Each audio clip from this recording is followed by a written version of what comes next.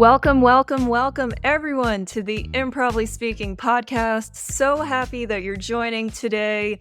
I'm your host, Dana Gowan, and I'm so excited about today's guest.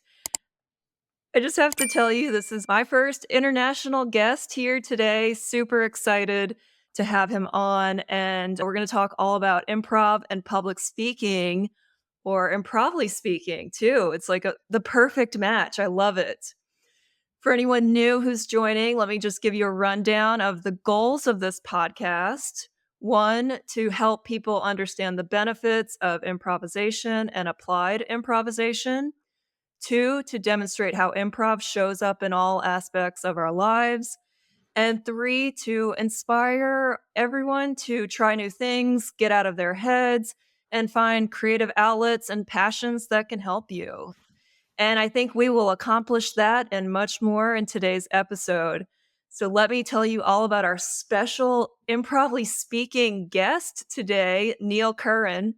Neil is based in Dublin, Ireland.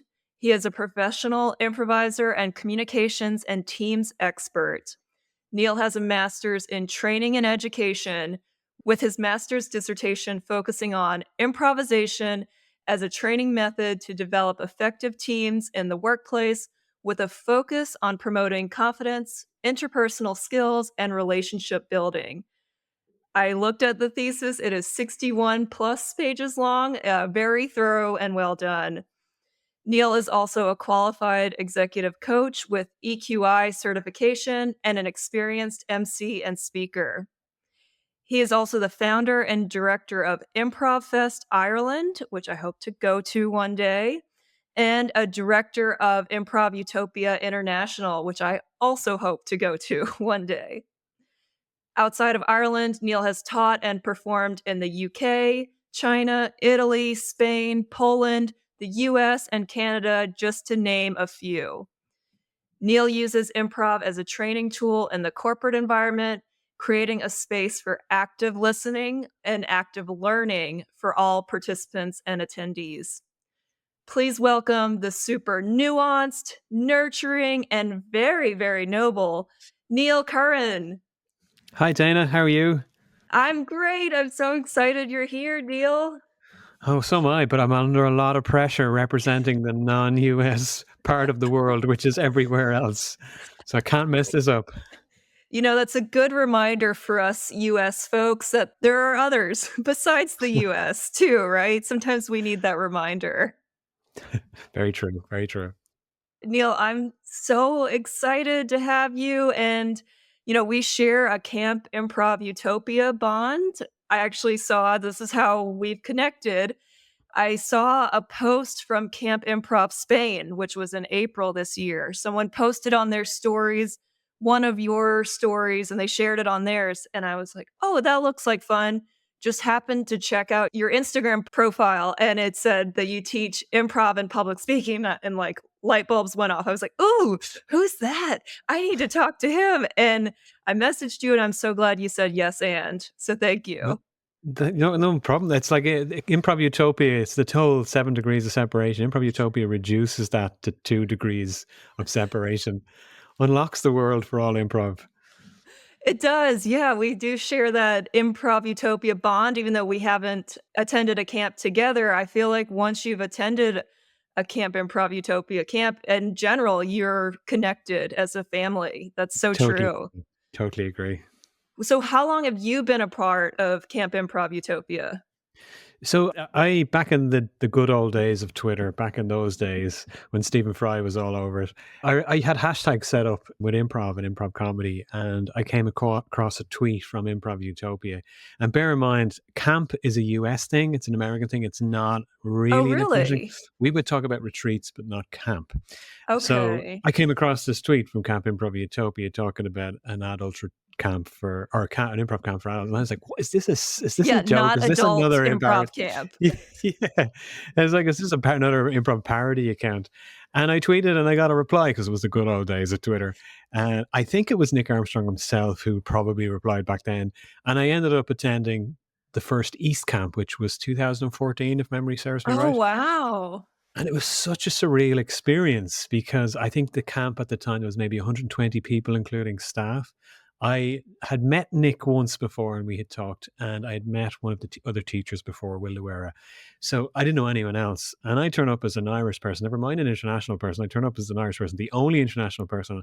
And I was overwhelmed with not just the Camp Improv Utopia love, but also the American love, because Americans, you folks are very open with your feelings, very expressive. We're Irish, we don't talk about those kind of things so much. But it was such a fantastically life-changing experience. And, like a lot of people who go to camp, there was times I went to every camp in one year, which is a big thing when you were That is a big traveling thing. from Dublin. And I think I think because of me, they had to scrap the award, the camp awards. They scrapped the furthest distance because he's going to win every time he turns up.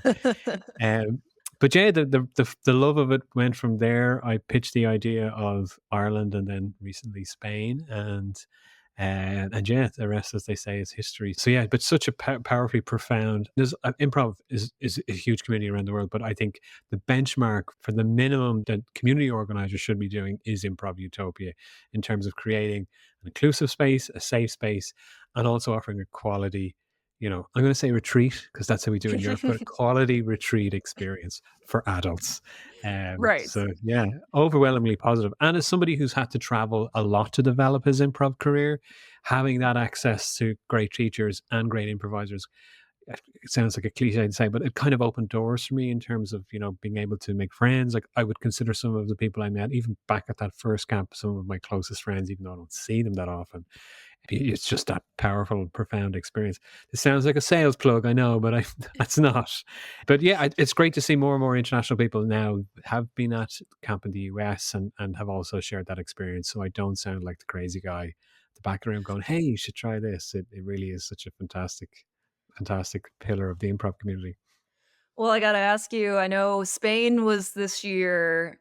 Is there a chance Ireland could come back at some point? Well, hopefully so. Hopefully so. There's a lot of challenges in Europe at the moment in terms of the Okay. cost of living Yeah. crisis, and we've an accommodation crisis as well. But watch this space, as they say. It will be back. It will be back at some point. But we just got to make sure it works for everyone. Yeah. Well, how was the Spain camp this year? Because this was the first time in Spain, right? It was the first time in Spain, and I'm very familiar with the area. I've got a place in the area, so it made it a little bit easier from a logistics perspective. But it was the first time for Improv Utopia to have a kind of a boutique experience, as you might say. It was a smaller retreat. So we did 2 weekends with 2 different sets of campers back to back, sorry, retreaters back to back. And it was lovely. It was, from an organization perspective, it was like smooth as butter. It was a lot less people to have to worry about, and it made for such more, again, the cliches. It was such an intimate experience that it was just so lovely. And sunshine. It's a bit like camp in in California. You guaranteed weather almost. Although we did have one night where there was storm was one weekend, Oh, which yeah, was I saw right. There that. was so many people running around in the rain as if they'd never seen rain before. It was funny, but it was just such a lovely experience. And Nick Armstrong was teaching, and also Ferran Luengo. I've said that wrong, Ferran, I haven't met I? him. I met Yeah. him at West Camp. Well, aside from being a wonderful human being, he's such a fantastic facilitator. And the amount of people at both weekends who came up to me and commented on how fantastic he was a facilitator, and that seems to be the number one thing I hear about him every time I meet someone who's worked with him. And he's Spanish, of course, so it adds to it Yes. too. Um, so yeah, it was great. It was great. I know I sound all cheesy saying it, but it was such a lovely experience. No, I've had multiple episodes about camp. My experience at camp, guests on from camp. I don't make any money from these promotions or the camp exposure, and I'm happy to do that because it is just such an amazing experience. I went to West Camp a few weeks ago, met Farron, and he wasn't facilitating a class, but he did El Workshopo as a, Yes, like, a yes. free time activity, and it was great. I didn't attend because my Spanish is muy terrible, but a lot of people went and had a lot of fun, and it looked like a good time, and, it was a super special experience. Every time I go to Mm. camp, that was my 3rd camp.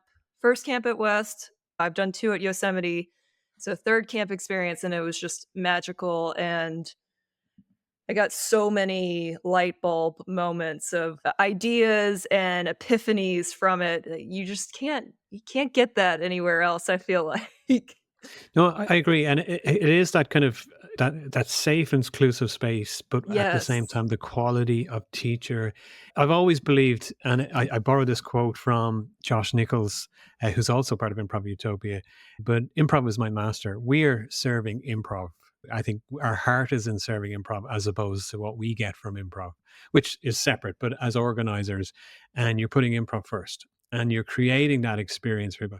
I remember one year at camp, I think it was West Camp, and one of the regular campers, his other half, his husband, he'd never been to camp. I don't think he'd ever done an improv class. And he was Oh, probably wow. sick of hearing how great it was and decided to not just sign up to his first improv class, his first improv class was camp.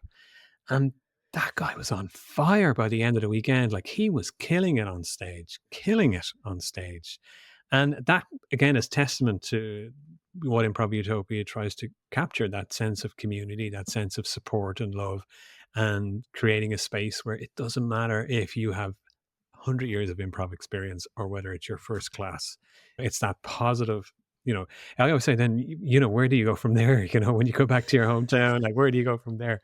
And I'm sure there's plenty of other people in the improv community, but of all the things I've dipped my toe into and experienced, Improv Utopia is on a whole different level.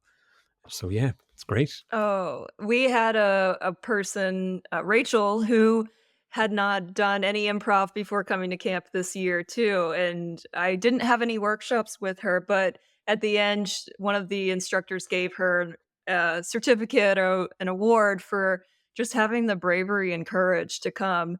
I don't think I have the balls to do something like that, go to a camp that I've of something I've never tried before, and I salute anyone who's willing to try that, and I think she had a blast, she made a lot of friends, it looked like she had a good time, so, I mean, you can't go wrong at an improv camp. That's what I told myself the first time I went. I was really nervous, but I was like, "Okay, well, an improv camp, like, everyone's gonna be friendly at least," to have that yes and mindset and stuff, and it did not disappoint at all. Mm.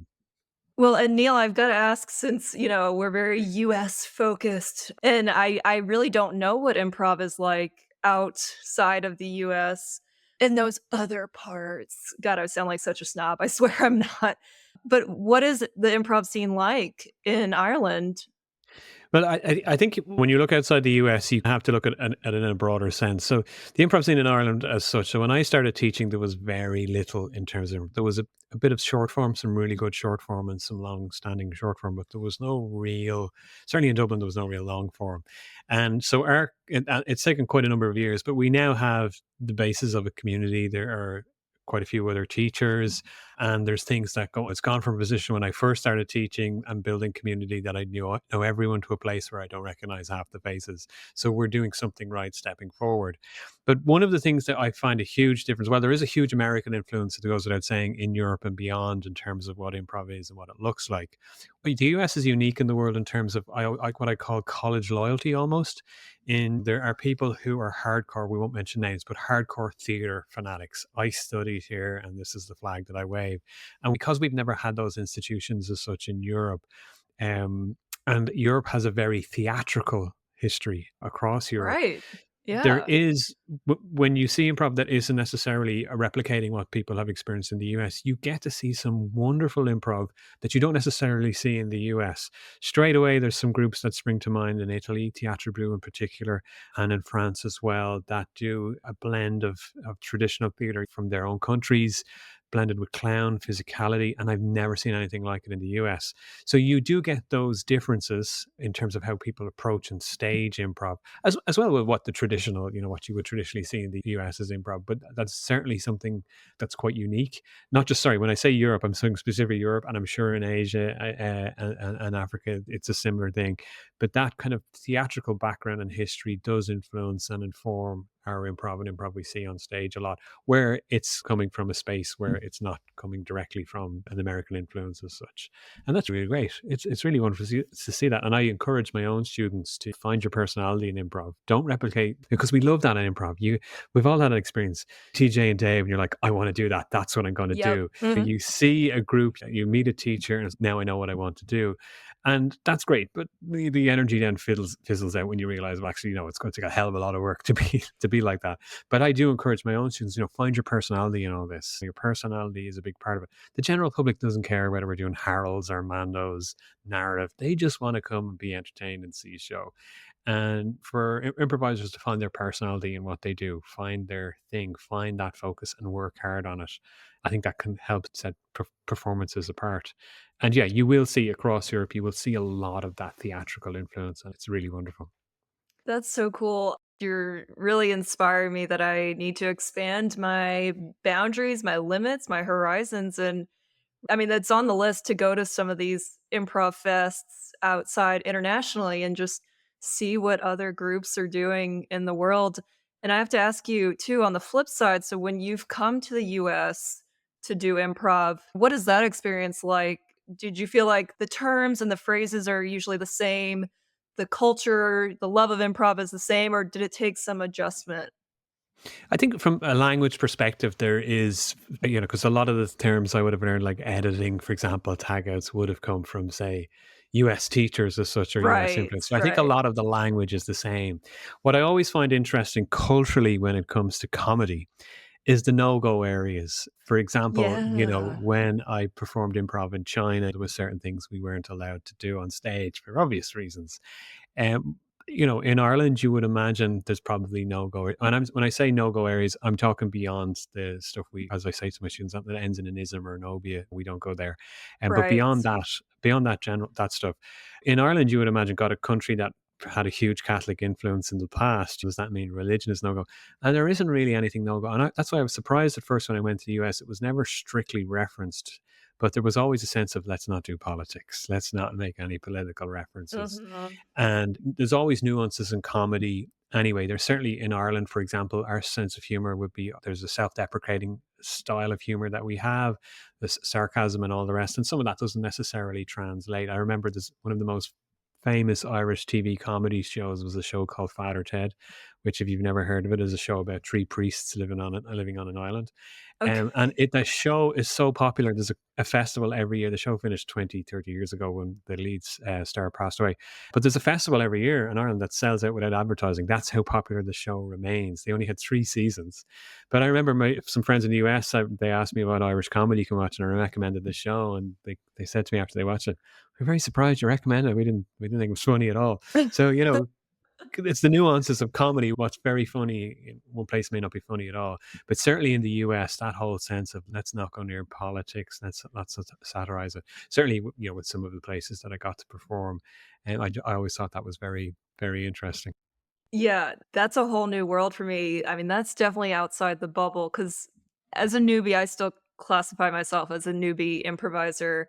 Been doing it for 3.5 years. I don't know. I'm not sure where the time cutoff is for newbie versus maybe like intermediate, but that's just a whole new world. I feel like I'm struggling to just be funny up on US, LA stages. And to go to another country where it is a different culture of comedy and like what is funny, that's very intimidating and something I don't even think about. It's worth the challenge though to do it. It's interesting you say that. I would never think of it as intimidating. I do find when someone says to me, whenever you don't say this on stage or don't do that, immediately my Right. brain is going to say, it's going to try and catch me out with that. Mhm. But I think that's something that's wonderful about improv that not many, in fact, very few art forms can share, is that sense of immediateness and urgency. Urgency, is that the word? But in terms of, if you were to get on a plane now and fly to Dublin, get off the plane and do a show with me, having not met in person in the past, aside from the jet lag, that we have the luxury as improvisers that we can do that. We can do that in the moment. We can create that without the planning. And I think there's something wonderful about that. I also think from a cultural perspective, it's great to be able to share. I love performing with international people. And I have to say, because I'm Irish, that means you're international to me. Sorry, Dana. But I do love that experience because it's a great way for us to become aware of our differences in cultures and also our similarities as well. And I revel in that opportunity. It's great. I kind of equate it to doing a genre show. Well, let's say Okay. Yeah. someone if somebody asked me to do a Harry Potter show, I've never read a Harry Potter book or watched a movie, and there's no way I'm going to. But if somebody asked me to do me, I'm like, yeah, I'll do that because I haven't got a clue. So I have no responsibility for content because I don't know what it's about. I think that's exciting about it as well. And we're very fortunate as improvisers, we can create art in the moment without having to write a script, without having to write music notes down, that we can do that. It's a gift. I love that perspective. That's a great way to reframe that, intimidating versus fun. Mm. And you know what? Live in the US and I haven't read or seen any Harry Potter shows. I'm probably gonna lose fans because of that now. But that always intimidates me too when Harry Potter comes up in scenes because I'm like, I have no idea. I don't want to get it wrong, right? That's Mm. my first thought is I don't want to get it wrong. I don't want to mess it up. I don't want to ruin someone's scene because I don't know who Dumbledore is and all this stuff. But that's actually the joy and fun of it is when you try and you're going to get it wrong, but you try and then there's some funny thing that comes up too. Exactly, and we're going to yes and it anyway. So if you define, there's a character I'd never heard before. Well, I probably did here, but Dumbledore. So if we define Dumbledore as the local bus driver who brings the kids to school, someone's going to support that and yes and it, and we've defined Dumbledore. We might not know why that's funny as non Harry Potter fans, but Harry Potter fans will probably appreciate the satire. I don't know. They'll draw some line between how it's arty because there's some, I don't know, something in there. But yeah, that's the joy of it. We're being yes anded, so it really doesn't matter what choices we make in relation to real characters, real fictional characters. Yeah. Well, and Neil, I mean, just 20 minutes in, you sound like a wealth. I know you are a wealth of improv knowledge. Can you tell us more about your improv journey? How did you get started in improv? So I grew up. My mother was an actor, stage actor, so I grew up Oh, immersed in theater. And like most children, when you grow up immersed in a world, you don't appreciate it for what it is. So I would have been going to the theater from a young age, mostly to see my mother perform or her theater company. So I would have done a lot of drama as a child and as a teenager. I was very shy and introverted child and teenager. And there was something about improv. Now, the improv obviously I was doing then would be very different than the improv that you and I are doing now, but there was something about improv. I can remember my very first duo. I would think I was 13, 12 or 13 years oh of age, and a wow. friend of mine at the time. And we had no idea what we were doing, but we created a show about two characters and we performed this, as part of our theater group without knowing anything about yes and or anything like that. And there was something about improv that was very liberating because of that freedom of expression without an adult or a teacher saying, hey, you're not supposed to do it like that. And that was very liberating. And then Whose Line Is It Anyway? The UK version was on TV. I used to burn out cassettes recording it and rewatch. I'd watch it every day, watch the previous week's episode every day on VHS, and then play the games with friends. But again, without knowing what the concept of yes and was. And then as I got into adult life and started adulting, I picked it up then again. Through theater, I was running a theater company and the whole improv, the call of improv was happening again. I was finding that workshops were being facilitated through improv and I was finding that calling again. So that's when I decided, right, I'm going to 100% put my focus on improv. And I started to work hard then on developing my own. So I started working with as many teachers that I could internationally because there was very little in Dublin. And yeah, it just went from there. I couldn't get enough. I was consuming as much. I was watching as much content as I could online because obviously I couldn't just decide some random night to pop into the IO and watch a show. So I was consuming so much content online. I remember when I came across the Harold, I was dissecting it technically because my only reference point was the Truth and Comedy, the book, Oh and yeah. and then dissecting what I was watching. There was a group in LA. They're not going now. Trophy Wife. And Okay. I was watching so much of their shows because they posted their whole shows online. They almost became celebrities to me because that was the fix that I was getting.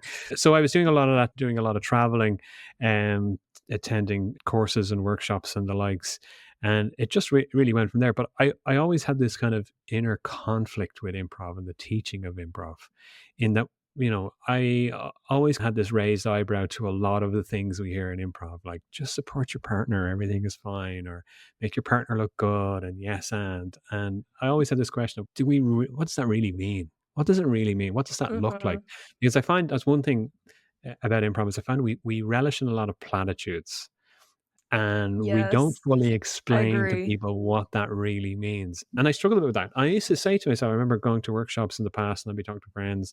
We would, if we saw a teacher that was teaching and then they were going to be doing a show, and I'd talk to friends and say, did that teacher use the tools and techniques that they were teaching us previously? Are they doing that on stage? And so these were the kind of things going on in my head. And that was the voice of, the child coming out of, the introvert.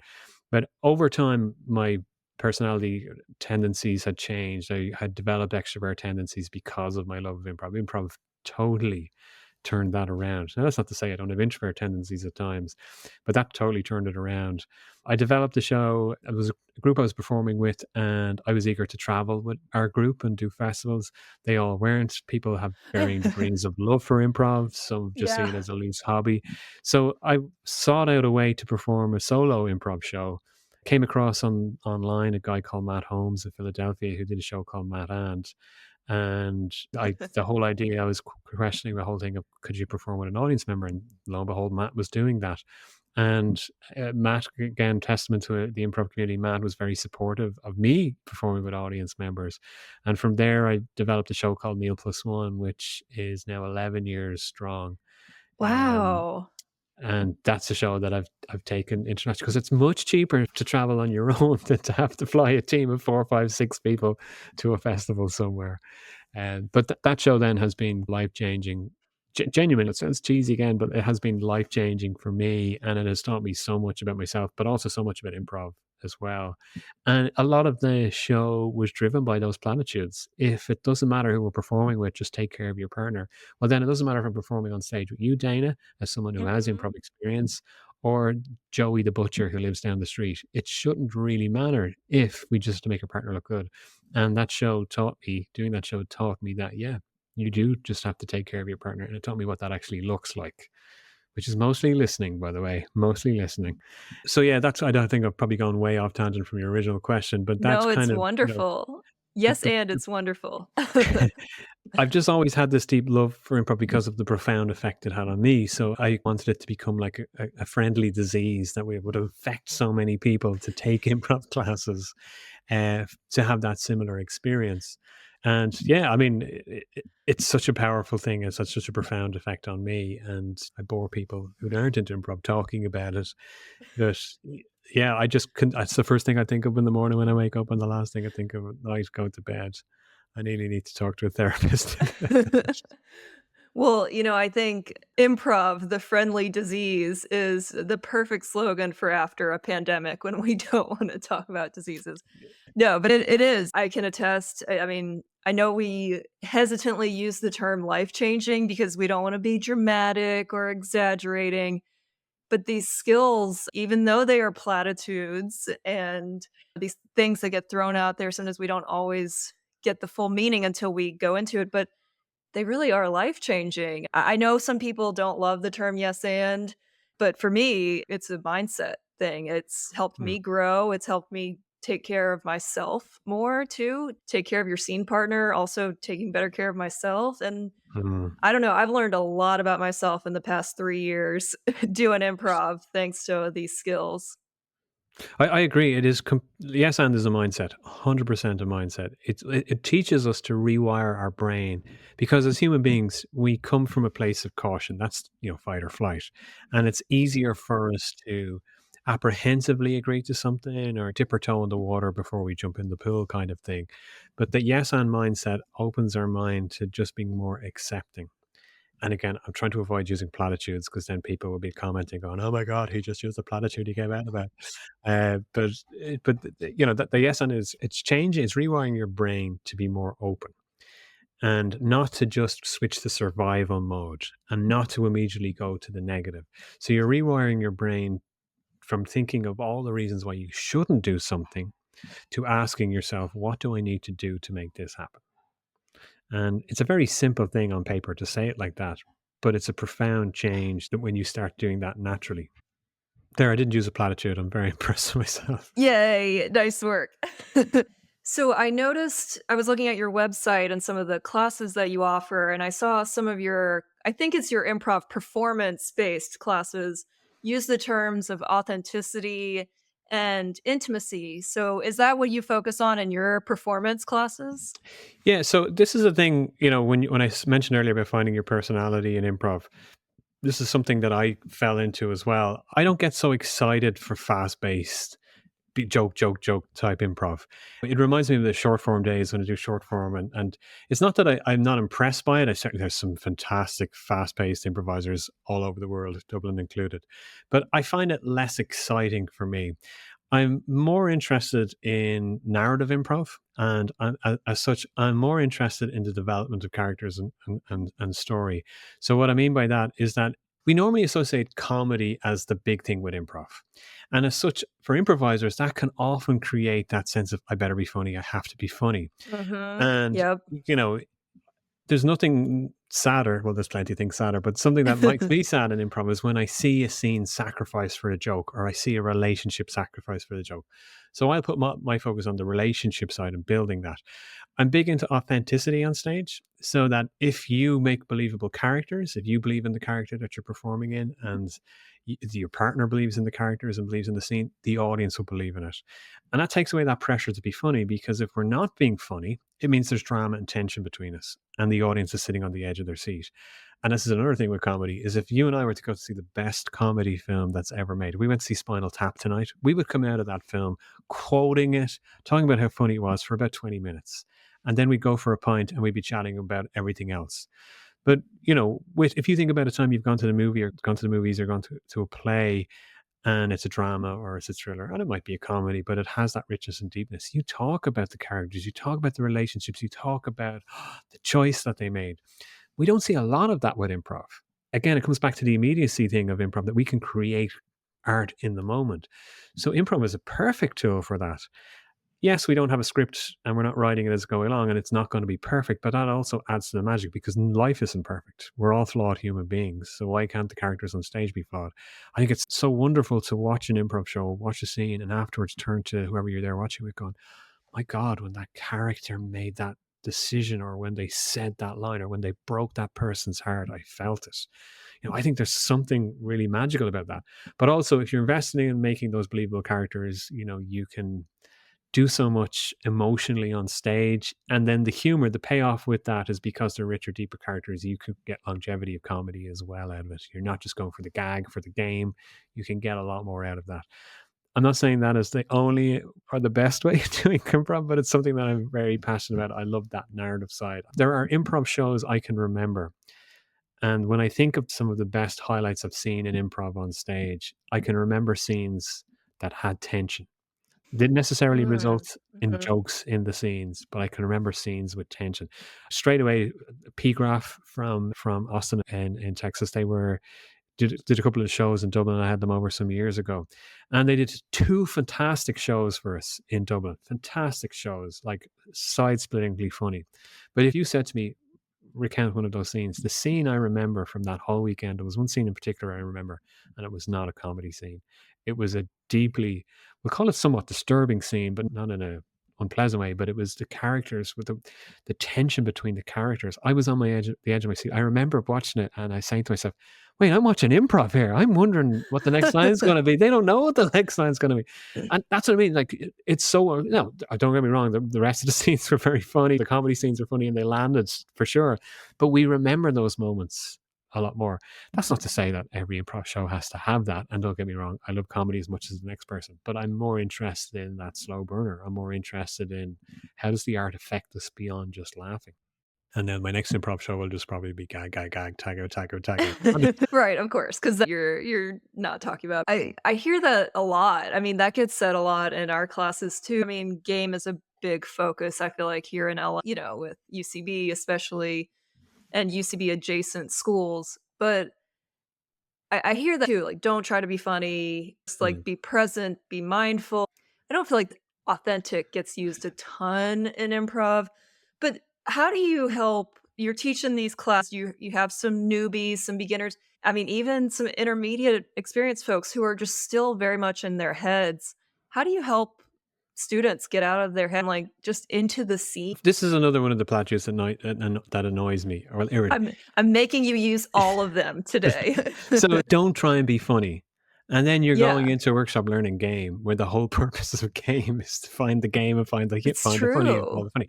That is a Yeah. disconnect there. Now, again, I'm not knocking that. I do plenty of that improv as well. I'm not knocking that. I'm just saying, as improv teachers, we have a responsibility to stop talking BS. If you're going to teach a game workshop, don't tell your students don't be funny, because that's the whole purpose of what they're doing. If game is your model of your comedy model, stop telling people not to try to be funny. Now, we get, as experienced improvisers, we get what's meant by stop trying to be funny or don't try to be funny. We need to reframe that though completely. Where I focus when I'm teaching students that the authenticity and intimacy piece, it's all about forgetting about your audience. Well, actually, I bring it back to a lesson that I had. I remember I was going through this crisis of faith back in my community building days, where you do shows where you packed out audience, you do shows where you don't pack out the audience. And you certainly don't make money from it. And I was asking myself, Right, why the hell right. am I doing this? I was running around. I remember the first year of the Improv Festival, I was doing box office. I was doing ushering, and I was doing announcements and the PA desk. And I remember saying, why the hell am I doing this? Why am I doing this? And at the end of the day, what I discovered was the audience is secondary when I'm on stage. The audience's entertainment is secondary. My focus, to say it selfishly, is to have fun on stage and again, Ah, with the usual caveats of it, a safe space for everyone. My focus is to have fun. Fortunately, if I look like I'm having fun, if I am having fun, that will translate to some degree to the audience having fun. Because it's that thing of children, when kids see other kids having fun, they're like, oh, I want to play. It does create that sense of play. So the same applies there. So I really work hard with telling my students, focus on what's fun on stage for you. Now, again, that's a platitude in a way, because when you're new to improv, nothing's fun because it's bloody hard and we're up on our heads. But I it will is tell bloody people hard. it is bloody hard, and we need to say that. We don't hear that enough. Improv is bloody hard. I don't care what anyone says. Especially when you're learning and you're starting out, it's bloody hard. It feels hard. What improv teaches us to not care about what we think other people think of us. That's what improv does to us. And as soon as we have that realization, it becomes a little easier to just have fun and not getting into our head. But improv is cruel. It's not sports. I say this to my students all the time. You can't walk out of an improv class or an improv course on your sixth lesson and kind of measure, how am I doing now versus last week? Because we're not shooting goals, we're not shooting basketballs, we're not trying to run a mile. You can't measure yourself. The only measure you have are the people that are in the class with you. And your ego is never going to go, hey, you're doing really good here, you're having a good time. No, your ego is saying, oh my God, everyone else is so much better than you, you suck. Because that's what our ego is designed to do. So we have no framework, we have no benchmark. So what are we measuring ourselves against? We're measuring ourselves against an impossible obstacle, an impossible challenge. So instead, bring it back to having fun. So what I tell my students, or where I bring the focus on being authentic, is find the relationship and find out how you're affecting each other. I'm oversimplifying it here. Be affected by each other. And from that, you can use game as part of that. Peas in the pod scene is a form of game. But if there's a relationship there, if they're affecting each other, there you've somewhere where you can move. And if the affecting is positive and resulting in humor, great. If the affecting each other isn't resulting in humor, is resulting in drama or tension, great, because it's an emotional effect and it's going to affect your audience too. But you don't have to worry about trying to be funny from that perspective if your focus is on, how are we affecting each other? How do I feel about this person? How do I feel about me? How do we feel about each other? How are we affected? How does our environment affect us? These are all the things that we can focus on in the moment without having to worry about. It's like when you start improv and you get to the point where you ask your teacher, how do I end a scene? Because the teacher usually ends a scene in a workshop, and then you eventually have that point. You're like, wait, how do we do this? How do we end a scene? It's the same thing, as a young student or a new student, you're focusing on something that hasn't happened because it's the future. But keeping the focus on the here and now. When we're having arguments with people in real life, we're not jumping ahead. So you don't interrupt mid-argument to say, sorry, how do you want to end this argument? How do you think this argument should? We don't do that in real life. Right, right. So same thing applies on stage. Keep that focus on the right now, the here and now. How are we affecting each other? So it's all about tension. I always talk about creating that tension, positive or negative tension being the bad stuff, as in we're falling out, we're breaking up, we're moving out. You've discovered I've defrauded the company. And then the positive tension is the falling in love, the finding happiness, the becoming even closer friends. And that's all tension. In real life, when there's tension, unless it is positive, we tend to walk away from it, physically walk away from it, distance ourselves. So it's teaching students, Mhm. move towards it. And it's rewiring their brain. I'm going through it with a class at the moment, and it is rewiring their brain that you're used to moving physically and mentally away from tension in real life. In improv, we walk towards it. And as part of doing that is you're sowing the seeds and the roots as such of them realizing that you're on stage with the most supportive people in the world with improvisers. So that tension is a joy. You're gonna get angry with this character. Great. Enjoy getting angry with this character. It's wonderful because you're in a safe space to do that. So yeah, that's a very, I need more sound bites to sum that those courses up. But that's essentially where we're going. We're allowing ourselves to get into that deep space. And another thing, sorry now, you're gonna have to edit all this, but another thing with it as well, when back in No, my it's theater days, great. I idolized the likes of Al Pacino, Robert De Niro, Daniel Day-Lewis, these method actors and how they immerse themselves in a role, until you then hear a story about how it damages their real life relationships or what they do to their bodies physically. And you kind of realize, is this really the best approach? And then through improv, you realize, well, actually, we can, if we're authentic in how we perform, we can lean into those character traits in a make believe situation. Because if I'm playing a boxer who's 6'2", and I'm definitely not 6'2", and I don't have the build of a boxer, the audience doesn't care. Because if the character and their personality attributes and how they feel is authentic, they will believe that I'm a 6'2" boxer. So yeah, that's what we're getting. We don't have to be method actors. We don't even have to have 10 years of acting experience to be authentic on stage. And again, Neil Plus One as well has taught me that when I've had strangers who've never taken an improv or an acting class on stage, there are moments of joy in that when they just let go.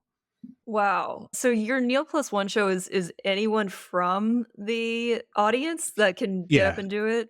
Or do you Somebody I don't know. somebody you don't know? Somebody I don't know who has never taken, preferably never seen improv before, but at a bare minimum, someone I don't know who's never taken an improv or acting class. And depending on who's in the audience. But yeah, I mean, because I feel it's dishonest if I pull somebody that I know or somebody that's Okay. taken a class, because the audience will then just easily say, ah, but he knows that person. So, I mean, it's happened in the show 11, it's 11th year. I've had shows where even afterwards I've had to pull some people aside and say, hey, did you lie? Have you done acting classes? Because they were so immersed. But one of the things I learned through that show is that no matter how introvert, extrovert somebody is on stage, how they feel about the experience, and it's usually terror because that's not their thing, there's always a point in the show without fail where the person will naturally yes and what's happening, as in Wow. their brain will realize the path of least resistance is to just go whatever's happening on stage, and it happens every single show at different points. And again, it's the same thing. If they lean into, usually with the show, it's about the person I get out of the audience. It's a kind of an alternate view of their life. So they essentially, I call them by their real name, and it's a narrative show. So it makes it a little bit easier for them to play a character because of themselves. But it's very much an alternate view, an alternate universe, parallel universe, multiverse kind of view of their life. And there's some genuine moments of authenticity. I remember I had one show in Barcelona, and the guy I got out of the audience, he had only moved to Barcelona. He was Australian, and his story, his that he shared with us before we started performing, was so sad. No, he wasn't as sad as we were. His story was so sad. So we brought some of that to the stage, and I was so affected by what happened in the show because I knew the backstory that we reached what ended up being the last scene. I couldn't speak, so I didn't speak in the scene or something. Wow. Someone in the audience told me they were crying again because of the art, not when the guy was safe, that he was in the Yeah, anyway. yeah. He had a ball, but we were also affected by that, and that couldn't have been achieved unless he had tapped into a level of authenticity, unbeknown to him. He's never taken a class with David Rosowski. He's never taken a class with Nick Armstrong or Ferran or Susan Messing, but he still was able to do that on stage because Wow. we create a safe space for people to play. Not every I show goes like that, though. I just want to point that ye out. Not every show Well, goes I was like gonna ask, do you get willing participants? Because if you're not used to being on the stage, I imagine a lot of people don't raise their hands. I find in Europe, and Ireland in particular, be wary of the people who put up their hands like this when you ask for volunteer. But no, I've had some very interesting people on stage over the years. Some people found the experience very profound and moving, which again shows the power of improv, that we can affect people Yeah. in more ways than just comedy. But yeah, I've had shows that have made me go, wow, this is just, it's a humbling experience because it reminds you that, my job on stage, the thing with, and anyone else out there, there's plenty of people who perform with audience members out there. And you quickly realize that the best compliments you get are actually criticisms. in that you'll have someone say, "Oh, but Neil had an easy job because Dana he got from the audience, she was so great and so natural on stage." So the biggest compliments are actually criticisms. But what that actually tells you is that, well, if we create that safe space on stage and make our partner look good, they'll shine. And you Mm, learn the humbling experiences. You learn that when it's time to give a bow, you step back, you get out of the limelight, and you let your plus one take the bow because it's all about that person. And that's what I always found interesting is criticisms or compliments. I like that too. I want to unpack a few things you said previously too. I got distracted by the shiny object of the Neil Plus One show, which I wanted to ask you about too. But you mentioned about having a benchmark and how, like in sports, which I relate to, I grew up playing sports. There are benchmarks. You win a game, you make all the baskets. I play volleyball, you get a lot of kills, digs. There's all kinds of stats you can track to benchmark your progress. But when you said that, I was like, oh my God, you're so right that like in improv, it's so hard to benchmark your progress because, yeah, you might get laughs, but like the audience is always different. So it might just land differently. So that really hit home, just like not having the pressure to benchmark your progress and just learning and Just growing. put your focus, like you can't tell someone to switch that off because we're always going to try and Yeah. compare ourselves to Hmm. others, but put our focus elsewhere. That's why I always say, put your focus on finding what it is about being on stage that's fun and just do that till it becomes boring. And then you can start to expand that that learning bubble that, it's like blowing up a balloon. The more we just focus on what's fun and do it till it gets bored, the bigger the balloon of experience becomes. And then hey, do you know what? Musical improv, that's something that terrifies me. I'm going to do that. That's what I did Um, this year too. there you Yeah. go. There you go. Yeah, follow Um, the fear, follow the fun. I like to follow that up with not just follow the fear, but follow the fun because there is mm. fun when you do face that fear. And it is important, particularly with beginners, in helping them define what that fun is. Because as I said, Mm, they're not having fun. They're not necessarily identifying the fun. They'll turn up to class every week, but there's a part of them going, "This is not fun." If I just go and say, "Hey, follow the fun, find the fun," So I have to be very clear in defining that. So as a right. teacher, I would often put a focus on what worked for you, what felt good, what were you not thinking about, to help them define and or redefine maybe as to what that fun is. Because for some people, they really do struggle with that. And we, as facilitators and teachers, we have to be very, very careful there. Otherwise, we'll lose them. Well, and you mentioned previously too is leaning into the conflict and something I struggled with when I first started. Every scene was full of fighting and conflict. It's like you watch TV and there's so much drama and conflict. And so you're like, okay, well, now I'm in a scene. I need to cause all the conflict. And I would get a lot of notes of let's try to yes and agree, or let's try not to go the conflict route. But I really liked what you were saying is conflict's going to show up and we don't need to run from it. We can actually lean into it and actually move towards it and connect with it. And I prefer to, I don't like to use the word conflict because conflict is essentially a fight for power. That's why I prefer Mm. to use the word tension, and that's not my creation. I'm sure I've learned that from plenty of teachers, but it is leaning into the tension. The big difference between real life and on stage is we accept our flaws. So if we're, for example, doing a breakup scene and you're telling me you're breaking up with me because I'm lazy around the house, yeah, well, then I'm going to accept that I'm the laziest partner in a relationship and I don't pick up after myself. And I'm going to tell you why. That's the big difference in real life. So that's why what that does is that kind of throws more wood on the fire. So that doesn't dissipate tension. It doesn't deflect tension. It adds to the tension. And so, yeah, that's where I lean in. I find the thing and lean into it when I'm on stage. What is it about what you say, what you do, what we're feeling that we need to poke? We need to stick our finger in the wound. That's the hard part. Sometimes you hear, in your scene, your character, not you, but your character Mm. is lazy and doesn't clean up after themselves. And your ego wants to be like, "No, I clean up. Yeah. I'm a great partner." But that's where yeah, I like that switch of like, this isn't about me, 1, this is about the character and how can I lean into, "Okay, this character is lazy. Let me keep being a lazy character." 100%. Absolutely. Lean into that tension and enjoy being a lazy partner. Enjoy being not cleaning up after yourself. Enjoy forgetting to pick up the kids from school, whatever it is. Enjoy that flaw, that human flaw. And you know what? Your character's going to do it tomorrow, even worse all over again. Well, and you know what? I'm gonna lean into a flaw that I have very long episodes. I don't know if it's a flaw. you can get a lot done when you listen to long podcast episodes and you can clean your house and go for long walks. So it's not a flaw, but I'll lean into it. I want to take a quick break and then Neil, when we come back, I want to ask you more about your public speaking journey and your public speaking workshops too. Stay tuned. We'll be right back. All right, and we're back with Neil Curran talking all things improv and connection and tension and authenticity. And I've taken copious notes. I am just loving all this. Sometimes it just takes someone saying it in a different way to make things click. And Neil, I appreciate you sharing all this because I feel like it's kind of clicking a little bit more. Good. I'm glad somebody's finally listening to me. And you not only teach performance-based improv classes for people who wanna perform on stage and take improv classes, you also teach corporate workshops and public speaking workshops using improv exercises to teach these skills. And before we jump into that, I did wanna ask you, what has your journey been like as a public speaker? Did you always love public speaking, or did you have to learn to love it? Funny enough, as introvert as I was, I used to relish being on the stage. So when I moved into the corporate world as such after college, having to do presentations and talks was something I enjoyed. And I always thought that was the common thing until I realized, well, actually, no, it's not. But I really was very early in my career. I kind of landed in finance. I had aspirations, dreams and aspirations about working in the film industry. And hey, this is Ireland.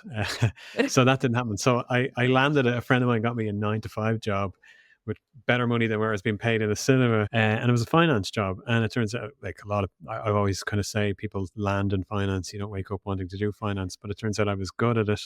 And cut a long story short, I worked my way up the corporate ladder and got into a leadership role in a multinational. But one of the things I realized very quickly was that, and I probably would, obviously I've never worked in all industries, but I'm pretty sure this is the same no matter what your profession, your background is, what your industry is. The biggest door opener in your career is how you communicate. You don't have to be the best accountant to be the CFO. You don't have to be the best whatever it is to be the CEO. It's how you communicate. It all comes down to that. And public speaking is a big part of that, is a big part of it. So I've always enjoyed it because I again, with public speaking, I realized it's an art form, because Yeah. how I am authentic when I speak could be very different to how you speak authentically. But if I try to copy you, it may not land because that's not being true to myself. So I realized very quickly public speaking is an art form just as much as it is a skill. So I guess, as I was doing improv, but having the day job, I had that eureka moment one day when I realized improv is just a process. It's a process of communication. That's all that improv is. I should be teaching this for corporates. So thinking I was going to write this book that was going to change the world. And then I realized, no, hang on a second. Just because I've never seen it in Ireland doesn't mean that it's not being done. And to give full credit where it's due, a teacher I had from the early days, a gentleman by the name of John Kramer, who's with the Maydays in the UK, profoundly influenced and affected me as a teacher. But he also worked in the corporate space. But beyond just, like, I always see a lot of people who teach improv to business for team building, but he was actually doing it in a very meaningful way beyond team building and working all levels of organization. And I took one of his corporate workshops and realized that, yeah, I'm on the right track with this. And then again, did my research and just started that way. So I was essentially doing it on the side. I can say it now because I'm no longer in that corporate world Right, job. right. But essentially doing it on the side. And it started off with the team building stuff and it just really went from there.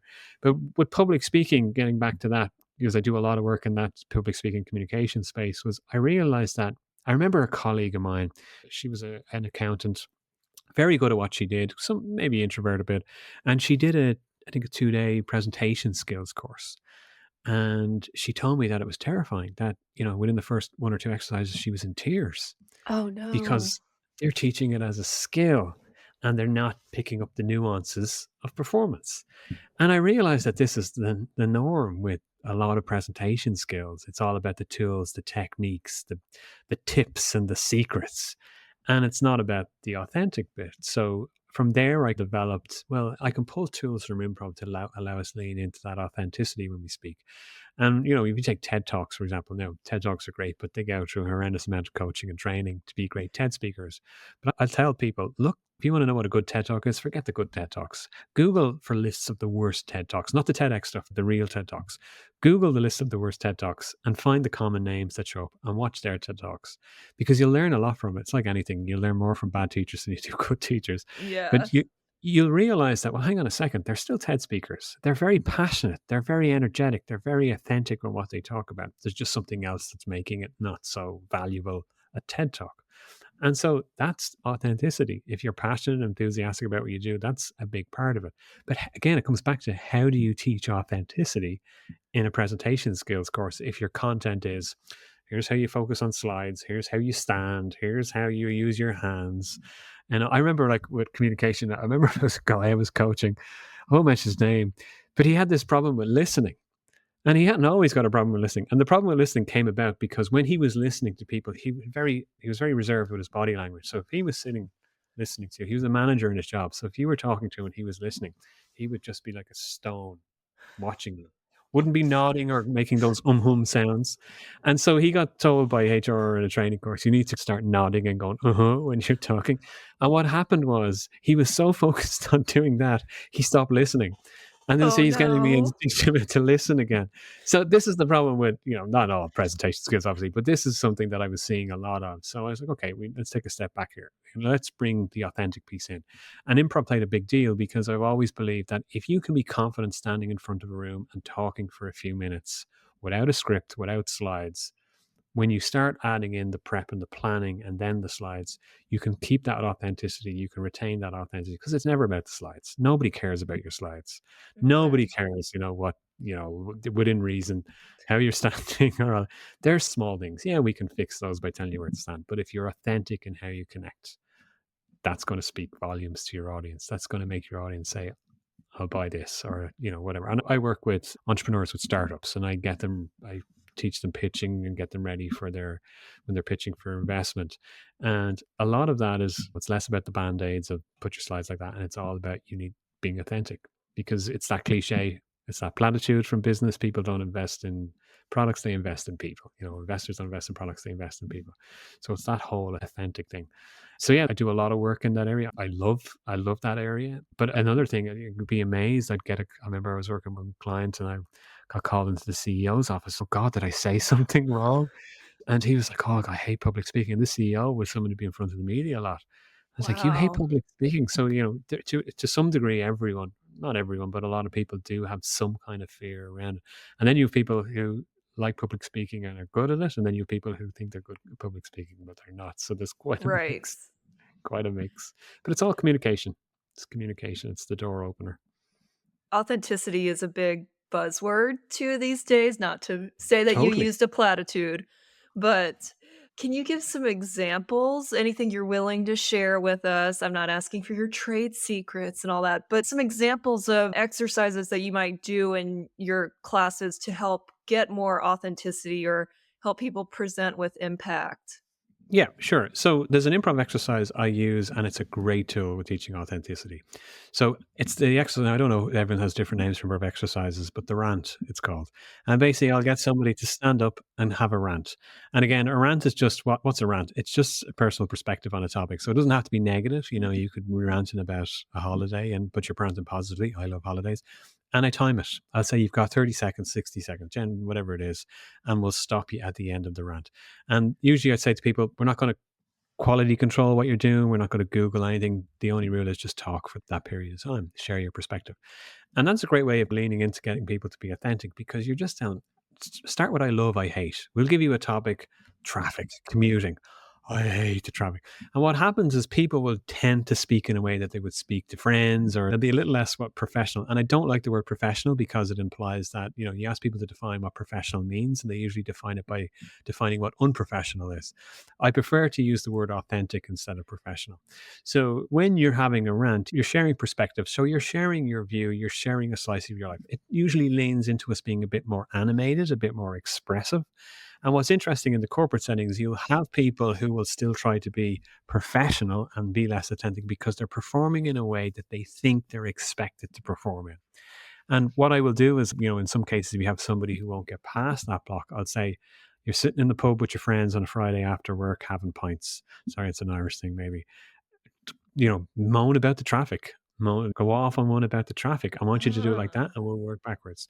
And then what I do is I tie it into a leadership model. So this is where the academic, the theoretical base can tie it in. They call it the authentic leader model by Bill George.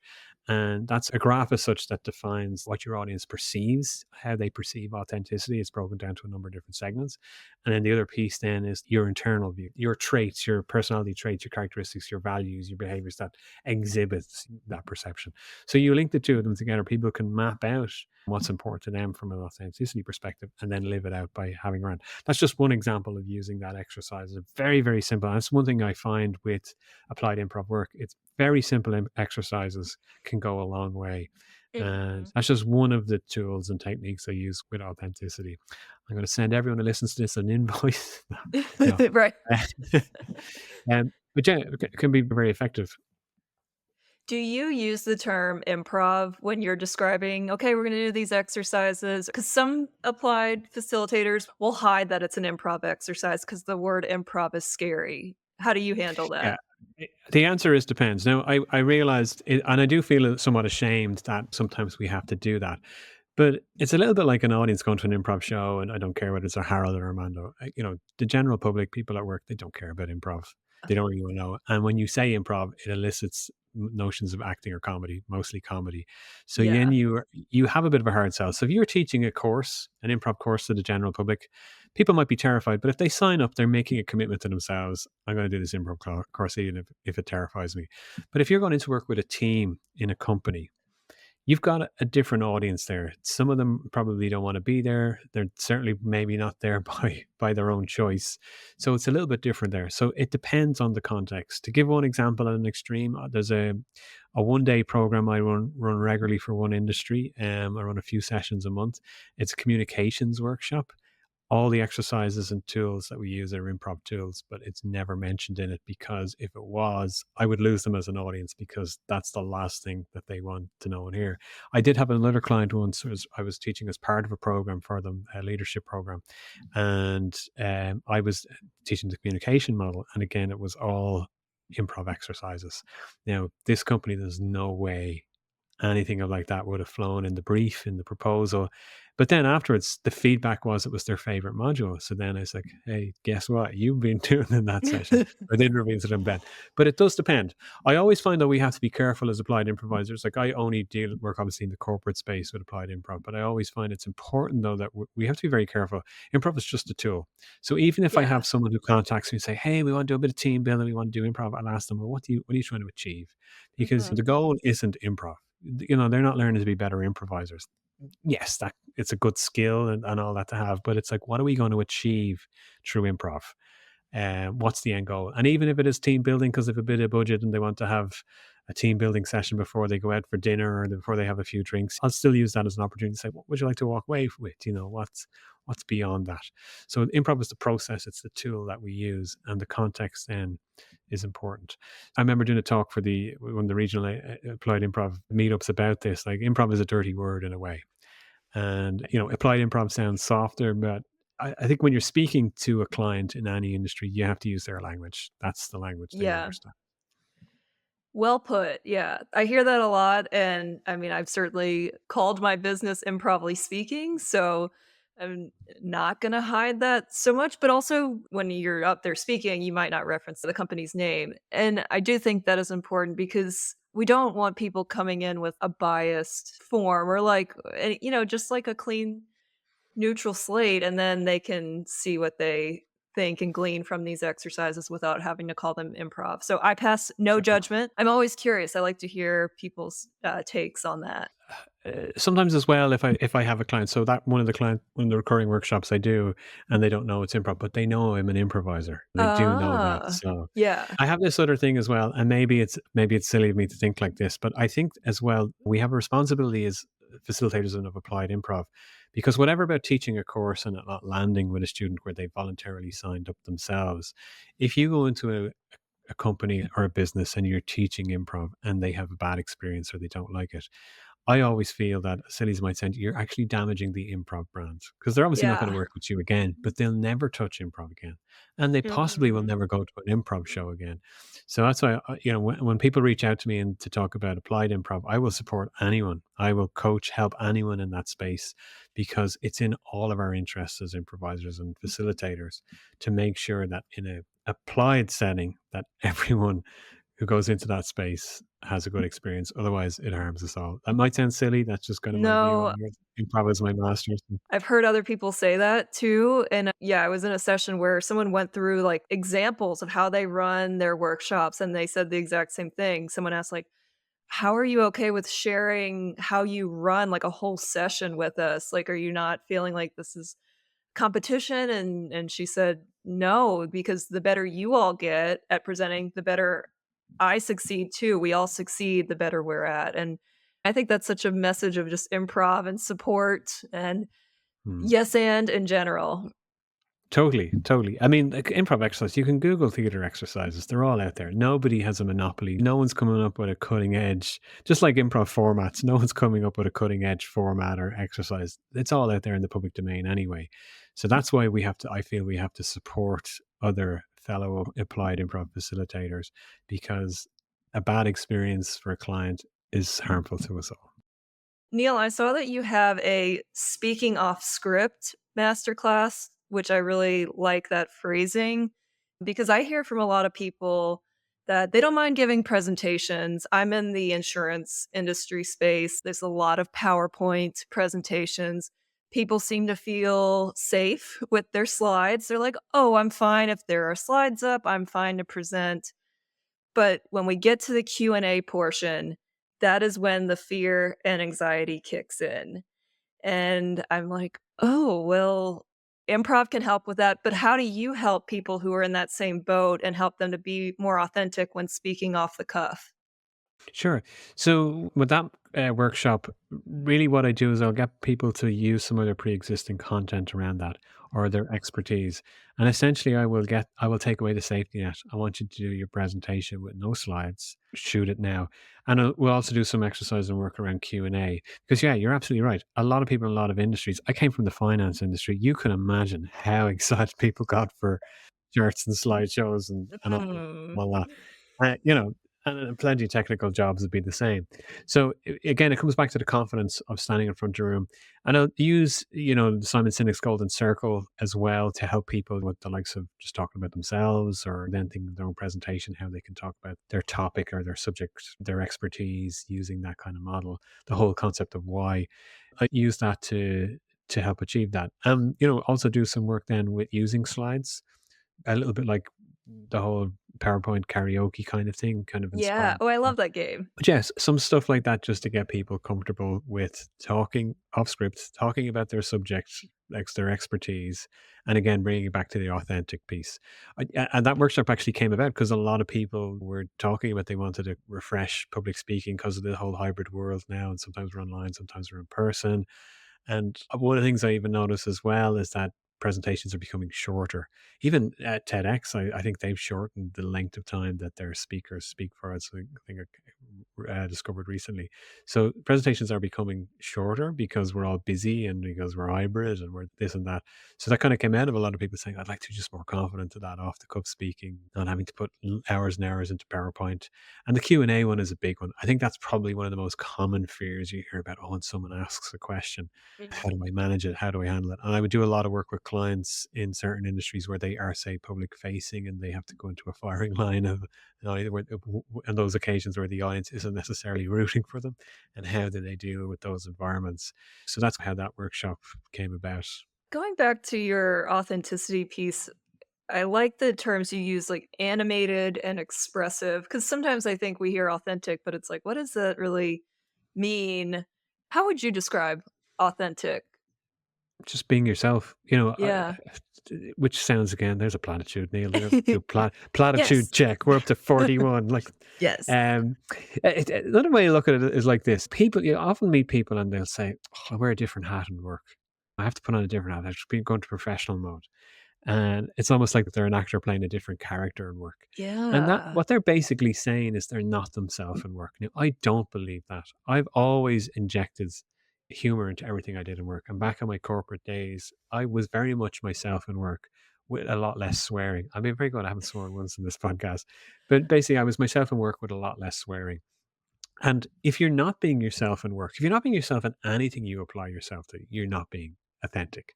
And like I say, my idea of how I'm authentic when I communicate at work could be very different to how you authentically communicate. And I can't copy you. It's unique to us all.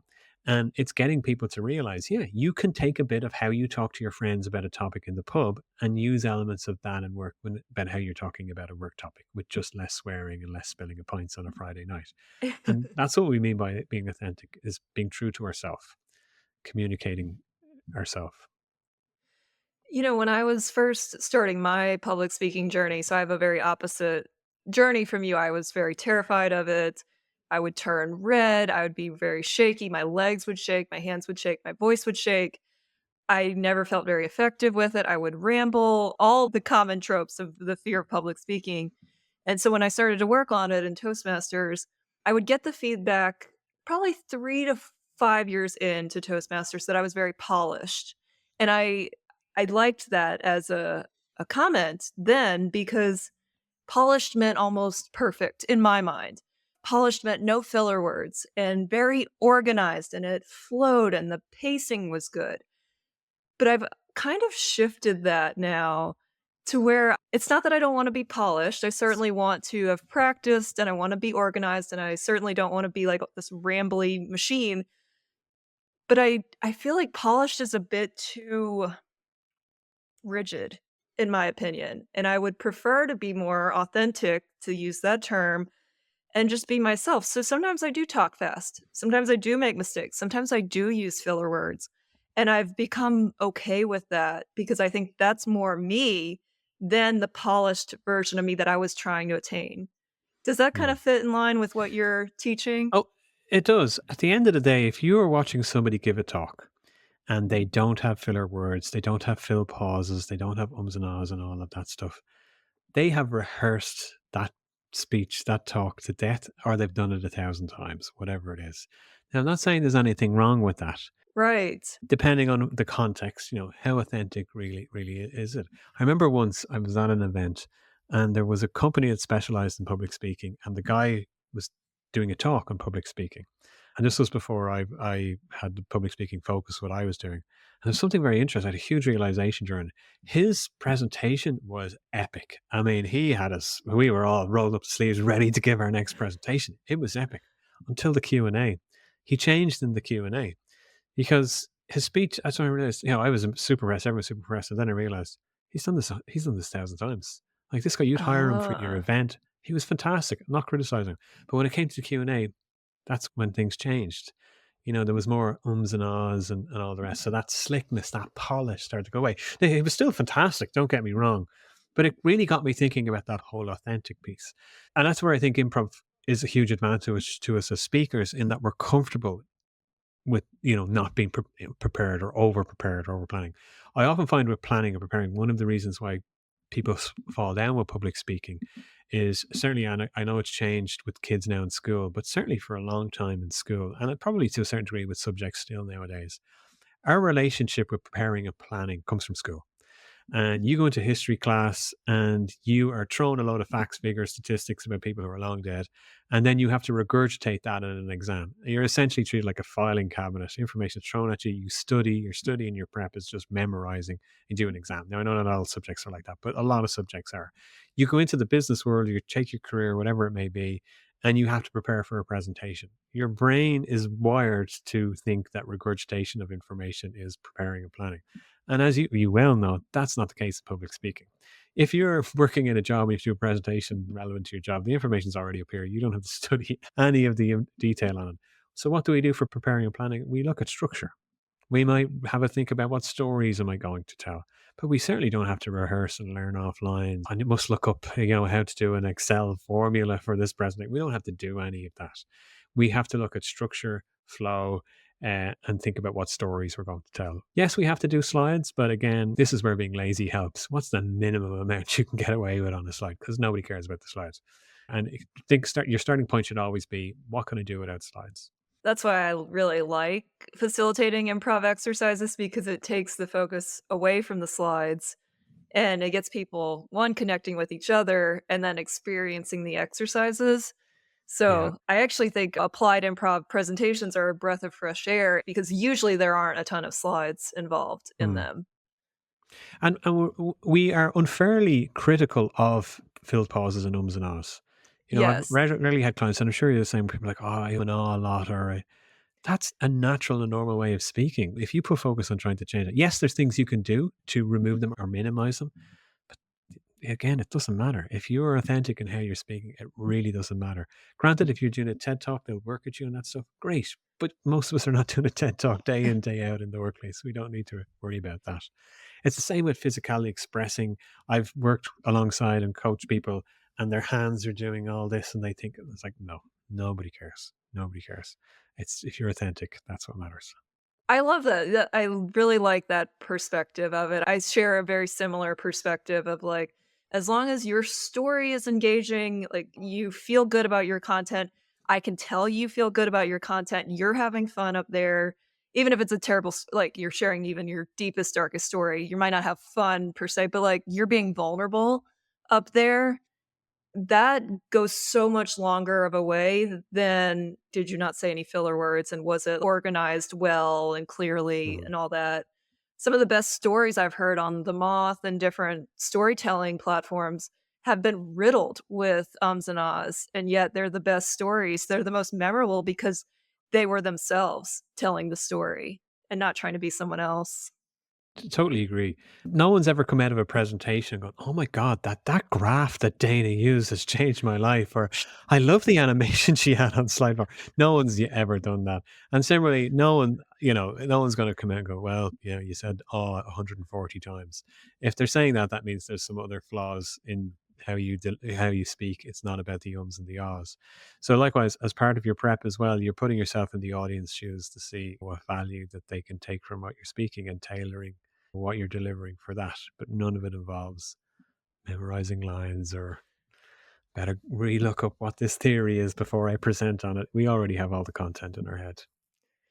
Well, and so your thesis was focused on developing effective teams in the workplace using improv as a training method or tool.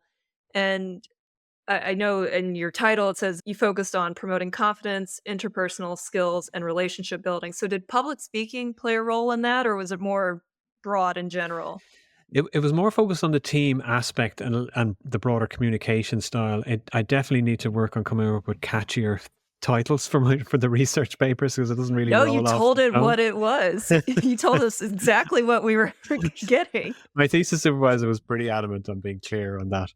But yeah, it was more broadly the communication side. But again, with the work I do with teams, we often hear the same way authenticity, high performance teams. Effective teams used to be the old buzzword, but now it's high performance teams. And it's like, well, how do you define that? I looked at the literature and three common themes that emerged where improv crossed over with high performance teams was confidence, relationship building, communication, that kind of stuff. And that's what kind of led me on that journey. How was that experience writing your thesis? Because I have my master's in public health, but I skipped the whole thesis writing part and did the community project practicum experience instead. And I was so happy I did. But what was that experience like for you and learning from that? When I got into teaching, when facilitating and training, part of that journey, there was a person taking one of my evening courses, and she asked me where I learned to be a teacher and what qualification I had. And at the time, I didn't have any qualification. And she said, "You're really good at it. There's a way, you've got a gift of getting under people's skin." I wanted to do something. And I was like, okay, in for a penny, in for a pound here. And I was encouraged to do this master's. So what I did was, being an Irish person, I met the program coordinator and I asked her to talk me out of doing it. I genuinely went into her office and said, "I want you to talk me out of doing this because I'm not academic. I struggled in school. I studied management, but that was kind of easy. So I was doing it. I studied film. I enjoyed it. And here I am doing a master's in this. Talk me out of it." And she was just wonderfully supportive. And as much as if I went back in time and told my younger self, I really enjoyed the academic side of it because I was finally able to quantify what I was doing when teaching and facilitating. And I enjoyed it. And it was the one thing I didn't struggle with at all. I never had a problem with academic writing, with all of the referencing and all the rest. And I was shocked because I assumed that's where I was going to struggle the most. But with writing the thesis, when it came to doing that itself, I purposely asked the thesis supervisor who I thought would be the toughest. I purposely asked him because I really wanted to be challenged with it. And a couple of the realizations I had was that it was very difficult, or I found it very difficult to get my hands on good quality literature about improv. Mm, And that's not to say it's not out there, but I really struggled with that in this specific area. It was the same names kept coming up. I found a lot of papers and articles that were kind of surface level and shallow level. I started to get irritated myself with reading about yes and for the 100th time, but in a right. non-meaningful way. And even my thesis supervisor, I can't use the same words because we're on a podcast, but he basically said, look, move away from this yes and. Yes and me backside. That's not how he put it, but you can read between the lines there. And he had never taken an improv class before. He was familiar with it because he was an academic, but it was actually very powerful words that he said to me because he was basically saying, nobody cares about, yes, and it's great. It's wonderful on stage and we should change our mindset. What the hell does that mean to us, Neil? Essentially what I translated the statement as. So that was something that was quite a challenge. There was plenty of literature on teams and all of that, but the gap in the improv world was quite large. So I had to find as much as I could. And there was some names that literally became household names to me when I was doing it, who did some really good work. And then I discovered, unlikely soldiers writing improv literature, people who didn't have an improv background, but wrote papers on the effect of improv in the corporate setting anyway. So yeah, I enjoyed the process. There was a lot of learnings as well from it. I mean, obviously, to a certain degree, I would be biased going improv forever, improv for life, it's the Right. best thing. But some of the things that genuinely surprised me was that the research I did showed that without a shadow of a doubt, every single person that I interviewed was of the view of improv is the most effective team building thing they did, hands down. Like that was a 10 out of 10 across the board kind of thing. Um, People felt it was the most effective. But some of the other things that kind of emerged was like there's a disconnect as well. Team building is a dirty word. It's a bit of a dirty word Mm, because if you say to someone, "Hey, we should do some team building," and people are like, "Yeah, we should." Okay, we're going to do it tomorrow, and then people roll their eyes because how companies approach team building isn't yep. necessarily. Most team building activities aren't team building. If you're doing an activity for a start that involves anything competitive, it's not team building. So if you're going off doing something, if you're doing something physical as your team building event, you're alienating anyone who's not into physical activity, especially if it rains. These are things that jumped out of it. But very much I realized doing the thesis, if there's an ounce of competitiveness to a team building activity, it's a waste of time. Forget about it. It's just a bit of a jolly. But definitely the one where every participant said, hands down, the improv team building experience was the most effective that they had. That was a wow moment. I definitely, I'd be quite the ethics panel there. The reviewers would be going, hang on a second here. Did he just stick that in? Did he just insert that? So that was a big one. The other one around confidence as well. I've had some interesting discussions with people from non-improv backgrounds about the whole concept of confidence and where confidence comes from and it grows. And yes, there's lots of research around confidence, but you have to look at confidence in the context of what it is you want to see confidence in, because building confidence in one area can be very different to building confidence in another. So that was also very interesting about how we demonstrate confidence. And the other thing then that was very interesting was the whole concept of trust. Our relationship we have as humans with trust, which we are guilty of saying one thing but really not Mhm. living up to those values. So very interesting from that perspective. I've great admiration. I do want to mention I would love to do a PhD in it, but my God, I'm not that silly at this point in my life. But I've great admiration. There's a couple of people who are currently doing PhDs in improv, or I know it's not strictly in improv, but improv forms part of their PhD. And they're very vocal about it online, David Escobedo and Paul Rabinowitz in particular. So it's great to see that they're encouraging those conversations more. And I imagine for anyone doing academically, but looking at improv, there's a lot more resources there now, particularly thanks to David. So that's great to see. But yeah, it was an interesting experience. We have a long way to go from an applied improv perspective to catch up with the rest of the world, or not the rest of the world, the rest of the academic world. And that's not a criticism, it's just where we are It's a with improv. challenge. Yeah, it's Yeah. a motivating challenge. Yeah. I know when I first started looking into this, it was like, yes, there is some research. Like, I was just happy there was some research out there Yeah. to use and cite and use as a resource. But I agree, certainly it'd be helpful to have more of it. And I totally understand that was my question. Any plan to continue writing and researching? But I do understand that is quite the commitment in getting your PhD. It's a big commitment. Maybe if I become rich overnight and I can take the Yeah. time out to do it, because a PhD is a big ask, but you never know. You never know. Yeah. Well, and this podcast focuses on creative outlets, and the goal is to encourage listeners to try new things. And I say that because as I am in my corporate world and experience, I've been in my career for about 10 years. I've always had creative outlets. I feel like, just me personally, I need creative outlets. If I just have my job, I'm gonna go crazy. I'm not gonna be a very happy person. I need some kind of creative fulfillment outside of my job. Question for you, do you have any creative outlets that you dabble in besides improv and applied improv? I do, and it's funny you mentioned that. I was in London one time at the Hoopla, and I was watching a show by a really great group called Do Not Adjust Your Stage, and they did the audience interaction thing, and I didn't know them, but obviously with the lights, and they happened to pick me, and they asked me what my interests and hobbies were, and I said improv, and they were kind of rolled their eyes like, "Oh, is there anything other than improv?" And I really had to stretch, but yes, I'm a big lover of talking film and TV Oh, nice. and dissecting. I love the genres, particularly of horror and sci-fi. But one thing that got really boosted during COVID was video gaming for me. And there is actually a group of us, a group of improvisers. Oh, well, not all improvisers, but a lot of improvisers from around the world now. And we call ourselves the Chug Cannon Gang. It's a dorky reference, but if you play Fortnite, you'll get it. And essentially, we have this with the video game Fortnite weekend. Friday is kind of our night. But yeah, it featured Chris Mead, in just to name the improvisers, Chris Mead in the UK, Joachim Mayer, I'm going to say that wrong, sorry, Joachim in the Netherlands, Farhan, Oh, originally nice. today in the UK, Kate, whose surname I'm going to mix up, so I won't say Kate in Phoenix, and then some other real normal human beings as well. But yeah, it became our thing, and it's really great because we are talking about improv. It's more the social thing. We'll play games, we'll chat, and it's become so lovely. It became we did it during COVID, but we've kept it up, and it's just so nice. It's just so lovely. So that became a thing for me. But yeah, I've yet to do a video game inspired show, so that's yet to come. But yeah, boringly traditional hobbies from that perspective outside improv. So I do have to get that balance right because you don't want to be consumed by something you're passionate about.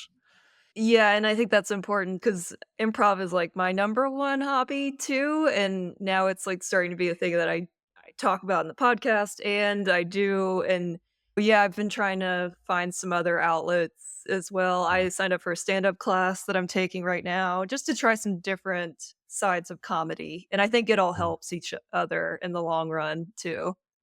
Yeah, it's that thing of like it's growth. It's a growth mindset in a way, but you're expanding your horizons in art. I like some stand up comedy, but it's not something I enjoy doing. I have done it once because students of mine encouraged me to do it just so I could have a Nice. framework if I want to talk about that.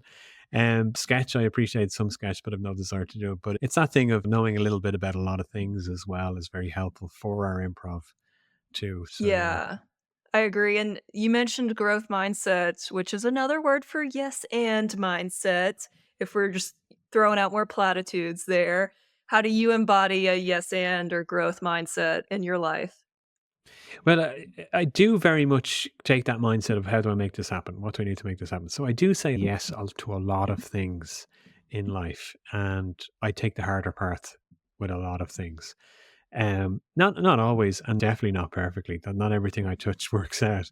I I do like to know a little bit about a lot of things, and I particularly as I get to the tender age that I'm at now, you start to appreciate things as you get older. You start to see the world in a different way and appreciate different things, and it's almost like I take what I'd call a Wikipedia roulette in life. If I find something I know a little about, I might read a little bit about it, try and understand it, and get a feel for that. And that's one way that I do it. But the cliche platitude of saying yes to everything in life and worrying about it afterwards, I do try to embody that, as long as it doesn't involve bungee jumping, extreme roller coasters, or jumping out of airplanes. So you got some caveats. I do have some caveats. Yes. Heights sounds like a common theme there, which is totally fine. It's not the height; it's falling from a height Got is it. the risk. Yeah. And that is understandable. Yeah. I hope this doesn't come off cliche or anything or ignorant, but you mentioned you were a film buff, and what are your thoughts on the Banshees of Inisherin? Have you seen that? And yes, now I'm going to get there. You're going to lose your listenership here. It was the Uh, best film of last year. It should have won more okay, no, awards. I liked it too. Okay, I just was curious from an Irish perspective, Oh no, what your it thoughts was were. excellent. It was excellent. You can see how it was originally written as a play, and they turned it into a movie. But it was excellent. I have a lot of theories on it and the meaning behind it, but it really was excellent. It was film of the year last year, hands down. Don't get me wrong, Everything Everywhere All at Oh, Once was yes. fantastic, and it Yeah. was a kind of refreshing film. But I don't think it was as good as Banshees. Well, very Sorry. different, right? I mean, everything everywhere all at once, like super fast paced, like keep up, we're moving quickly. And then Banshees was like like snail's pace crawling, but very funny in its way of telling a Very, story. very different film. I think one of the appeals of Everything Everywhere All at Once was it had achieved a film about the multiverse that Marvel hasn't yet to do. It made it a very interesting, Yeah. engaging film. And Michelle Yeoh is a joy. She's a Yes. joy to watch in anything. But did it deserve as many awards as it got? From an artistic perspective, I don't necessarily think so. It should have went to Banshees. But look, what can we I say? What can we say? I think part of the Banshees, I just enjoyed Colin Farrell's eyebrows. They were just so, like, expressive the whole time. Just, like, slanted downward and confused, that just made me laugh a part of it. That's fair. The only other hairy creature that should have got an award was the donkey, but yeah, Colin was a close second. I didn't have that film on my radar, I'll be honest, and then my husband went and watched it, and then he was like, "It's really good, you need to watch it," and we sat, and I laughed more than I thought I would, and I know it's not billed as a comedy, I don't think, maybe a dark comedy, but it is very humorous in its parts too. And it's interesting. I have spoken to people who hated it, who absolutely hated it. I think the film is laced with metaphor. Everything is Yeah. symbolic and metaphorical. But the chemistry between Brendan Gleeson and Colin Farrell is stellar. Go back to the In Bruges days. But even when you listen to, like, you wouldn't have heard it in the US, but when they were interviewed on radio and TV, their chemistry is electric. And that really adds to that dynamic between them. But it's laced with, it's metaphorical, it's surreal, abstracts, but really top performances. Really, the dialogue is fantastic in it. It goes back to your relationships piece, finding the connection in your That's what scene it is. work and stuff. It could move at a snail's pace, and I won't give any spoilers away, but definitely some interesting parts of friendship, and it can move very slowly, but if the connection's there, the chemistry's there, the audience is invested. The audience, are the banshees. That's the thought I'll leave with you without spoiling anything. It's the audience that are the banshees. Oh, interesting. I love it. Neil, you are a joy to talk to. So much fun. I will continue following your work because I love what you're doing, obviously. And thank you for sharing your wealth of knowledge. And I hope that our paths cross at a Camp Improv Utopia retreat one day. Definitely, yeah. I look forward to it, and thank you for the kind words. It's been a pleasure to be on. I enjoy listening to your podcast, so this is great to be your first international guest. It can only get better with your international guests from here. But Oh, thank you well, very it was much, Dana. great start. And last question for you, Neil, before you go, where and how can our listeners find out more about you, too? I'm on the socials, as you might expect, with the very creative and unoriginal name Improv Neil. I'm Yes. on LinkedIn as well, or I'm usually at some festival or some improv show talking about why Banshees is the best film of 2022. It'll be 2026 and you're still on I was 2022. still talking about it. Yeah. Lovely. One more question for you. Your website is called lowerthetone.com. What does that mean? So originally, when I built a website, I didn't know I was going to be doing what I was doing now. I was literally going to just blog, and it's very hard to Oh. get unique domain names. So lower the tone is an expression my mother used to often say. Neil, don't lower the tone when you're having that conversation. So that was one idea, and I had another name, and which I'm glad I didn't go with because it turns out that it has a meaning that's less savory, which I didn't know about at the time. So I went with that, but I've never changed it. I'm not a very good sales and marketing person, so branding on it. The website needs an update. I keep getting told I should rebrand, but some clients say they like the whole lower the tone thing. It's different. So yeah, status quo bias there. I'm too afraid to change it. Yeah, an outside perspective, I thought it looked great, and it had all the information on testimonials on there. So you sold me, but I'm an easy biased person to sell on this. Neil, so grateful. I hope to see you at camp maybe next year. Let me know if you end up going because I'll sign up right away. I would love to meet you in person and I'll give you a big hug if you're accepting hugs. Definitely sounds great, and thanks once again, Dane. It's been a pleasure. Thank you. Super. And thank you so much for listening to today's episode. I loved everything that Neil said. The idea of benchmarking and how we don't quite have that benchmarking in improv. And maybe that's kind of what I've been struggling with a little bit. And so to hear that phrased like that really resonated with me. And then also the idea of conflict, but in not calling it conflict, calling it tension and leaning into that tension, accepting our flaws as characters and playing out those flaws. That was a really good tidbit to hear. I appreciated that. And I love the whole discussion on authenticity because I do feel like sometimes that is a platitude. This was a podcast of platitudes today, but in the best way possible, of course. And I like how he phrased it of just authentic, being yourself, being animated, expressive, if that is yourself and that's your way of doing it. If not, you have your own style but you're not trying to change your style to fit into this public speaking box. You are delivering the presentation and the speech in the best way that you know how to do so. And I think that's really important. And that's been one of the biggest lessons I've learned just in my, I will say, my 8 to 9 year journey of public speaking improvement.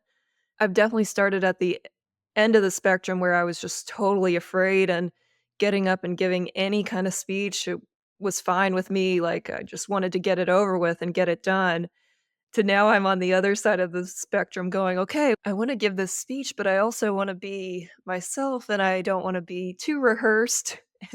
And so I guess I fall somewhere in the middle where the spectrum is, like, overly rehearsed. You know, I'm probably maybe 60% there. Like, I certainly practice and organize my thoughts. I have my outline, I have my slides ready if there are slides, but I'm not gonna sit there and practice a ton. I'm not gonna practice in front of my spouse, my partner, or my mirror. I don't know. I just that doesn't work for me. And I know it does for some, and I think it depends on what the presentation is. Obviously, a TED Talk and stuff and other things you might need to know really well, but there's a part of me that just likes to be in the moment and present in the moment. Now that can get me in trouble because I ramble a lot, and I've had to really work on that. I still need to work on that. That is, definitely a goal of mine is to be more efficient and effective with my words. Hour 45 podcast, I could definitely keep talking about improv and public speaking, and especially just listening to Neil talk about it. I could listen all day. I love what he's doing. And I love that we now have a new improv friend in Ireland. I really hope to meet Neil in person and meet him at camp and see him perform because he seems very knowledgeable and experienced and also just it would be super fun to watch him. So I will let you know when that happens. And I think it will. I'll put it out there. It definitely will happen. There were a lot of good tips today on improv in general. If you are an improviser and you perform on stage, lots of good tips there, but also from the public speaking side. And I want to ask you to really think about where are you in your public speaking journey? Is there room for improvement? Do you stay tied to the slides a lot? Are you using your slides as a crutch? Are you focusing too much on that graph that you're putting out there? Are you putting all your hopes and dreams into the graphs and charts and animations?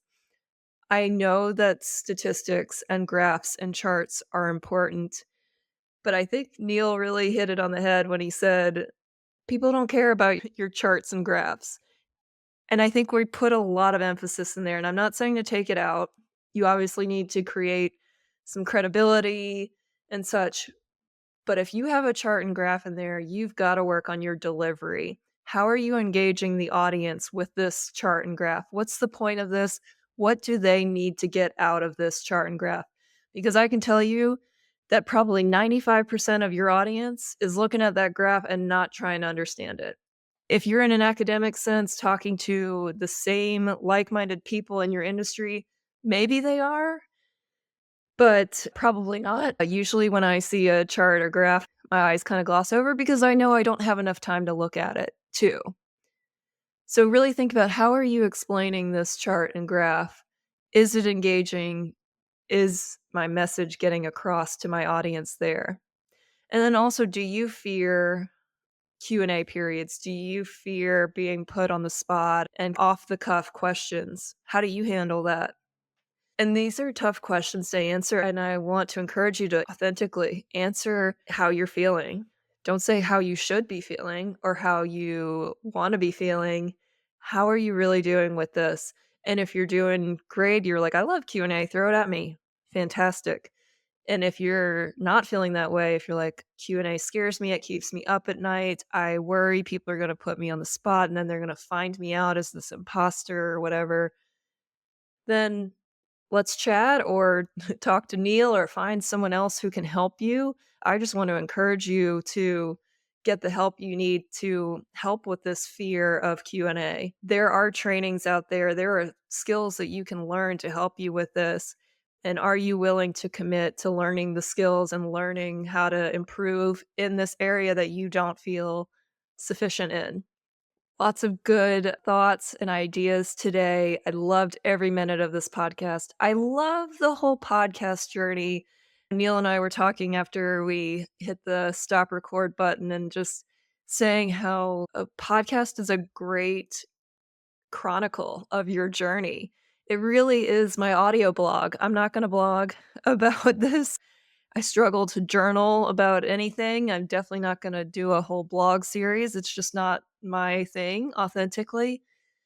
I love other people who do it, but I'm not going to do it. And he was saying that he had his own little podcast years ago where he was going to camp a bunch and he was doing a podcast to keep up with people and talk with them, and it chronicled his journey. And I was like, yeah, that's exactly what I'm doing here.